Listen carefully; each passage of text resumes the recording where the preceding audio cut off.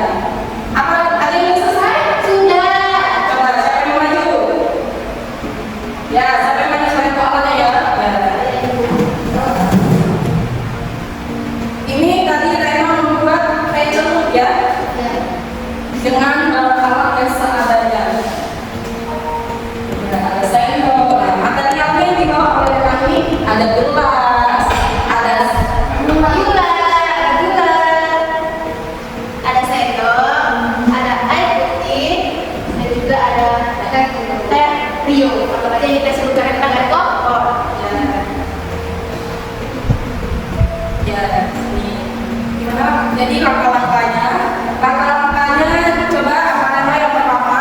Yang pertama kita masukkan. Yang pertama, ayo Bapak. Tadi materialnya sudah dibaca ya. Jadi sekarang langkah-langkahnya. Yang pertama kita siapkan gelas dan juga sendok. Terus masukkan gula 1 sendok makan di dalam gelas. Kemudian Perhatikan ya Bu. Kemudian masukkan air matang. kemudian masukkan air mendidih ke dalam gelas. Ya, Sekitar setengah. ya. Sudah, kita masukkan kecup dalam air panas yang mendidih tadi.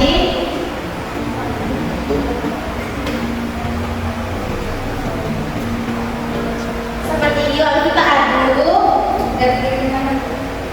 Ya. Nah, seperti ini. Ini namanya kecap yang praktis dan enak.